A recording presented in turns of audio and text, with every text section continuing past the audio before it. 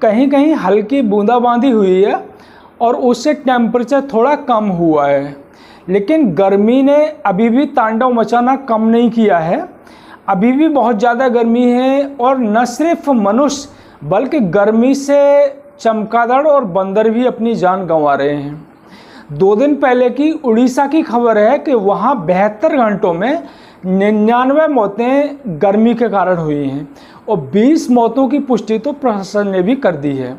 तो आइए समझते हैं कि अधिक टेम्परेचर या अधिक गर्मी से आखिर हमारा स्वास्थ्य क्यों कंप्रोमाइज्ड होता है और हम क्यों अपनी जान से हाथ धो बैठते हैं।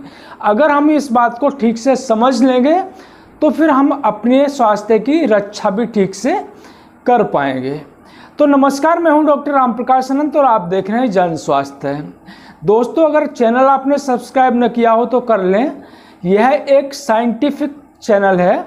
मेडिकल साइंस और हेल्थ से जुड़ी हुई साइंटिफिक और ऑथेंटिक जानकारी आपको इस चैनल पर मिलेगी। तो बाहर का टेम्परेचर या कम हो या ज़्यादा हो, हमारे शरीर का टेम्परेचर हमेशा 98 से 99 डिग्री फ़ारेनहाइट के बीच में रहता है। तो ऐसा कैसे संभव हो पाता है? इसके लिए हमारे ब्रेन में एक हिस्सा होता है जिसे हम हाइपोथैलेमस कहते हैं। तो हाइपोथैलेमस का काम होता है शरीर का जो टेम्परेचर होता है उसको नियंत्रित करना। अगर बाहर का टेम्परेचर बहुत ज़्यादा है तो इसका मैसेज भी हमारे हाइपोथैलेमस में जाता है और उसके बाद हमारी जो स्वेट ग्लैंड है, पसीने की जो ग्रंथियां हैं, वो एक्टिवेट हो जाती हैं और इससे हमारे शरीर से पसीना निकलता है। ये पसीना हमारी स्किन को कूल करता है। तो ये हमारे शरीर का कूलिंग सिस्टम है और इसको कंट्रोल करता है हाइपोथैलेमस। तो गर्मी में जो मौतें होती हैं वो बहुत ज़्यादा टेम्परेचर होने के साथ साथ हीट वेव यानी गर्म हवाएं, जिसे आम भाषा में लू चलना कहते हैं, तो लू के कारण होती हैं। तो जब टेम्परेचर बहुत ज़्यादा होता है, जैसे कि 48, 50 या 51, 52, अभी कुछ दिन पहले तक 52 तक पहुंच गया था टेम्परेचर। तो जब इतना ज़्यादा टेम्परेचर होता है तो शरीर के टेम्परेचर को मेंटेन करने के लिए हमारे शरीर से पसीना निकलता है। तो जब लू चलती है, गर्म हवाएं चलती हैं, तो ये गर्म हवाएं हमारे शरीर के संपर्क में आती हैं। तो इसके द्वारा हमारे शरीर से बहुत तेजी से पसीने का वाष्पीकरण होता है। तो हमारे शरीर से वाष्पीकरण हमेशा होता रहता है। जो जाड़े का सीजन होता है उसमें भी होता रहता है, लेकिन इसका अमाउंट है वो बहुत कम होता है। Near about 500 to 600 ml per day होता है जाड़ों में। लेकिन गर्मियों में जब टेम्परेचर बहुत ज़्यादा होता है तो इसका जो अमाउंट है वो 1 लीटर से 2.5 लीटर प्रति घंटा भी हो सकता है। तो पसीना निकल रहा है, गर्म हवाएं हमारे शरीर को छू रही हैं और इसके कारण वाष्पीकरण भी बहुत तेजी से हो रहा है। तो इसके बाद हमारे जो शरीर का कूलिंग सिस्टम है वो हैम्पर होता है और वो बहुत मुश्किल होती है उससे शरीर के टेम्परेचर को कम रखने में। ऐसी स्थिति में अगर व्यक्ति लगातार धूप में रहता है और पानी नहीं पीता है तो फिर हमारा जो शरीर का कूलिंग सिस्टम है वो फेल हो जाता है।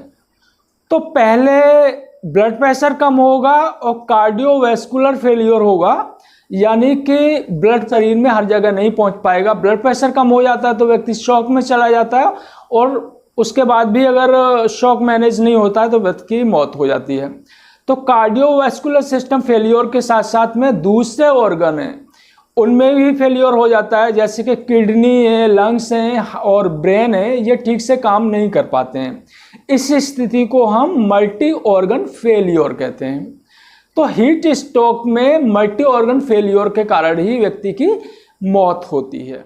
तो प्रचंड गर्मी में हीट वेव की स्थिति में हम अपने स्वास्थ्य की रक्षा कैसे कर सकते हैं, अब इस पे बात करते हैं।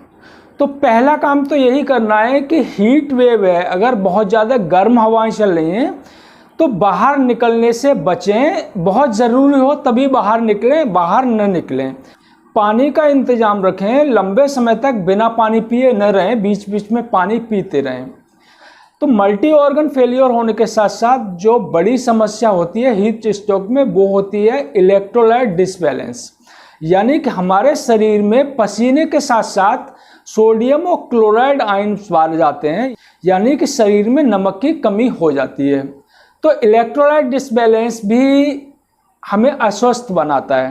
तो अगर बहुत ज़रूरी है और आपको धूप में बाहर निकलना पड़ रहा है और पसीना बहुत ज़्यादा निकल गया है, तो आप ORS पिए।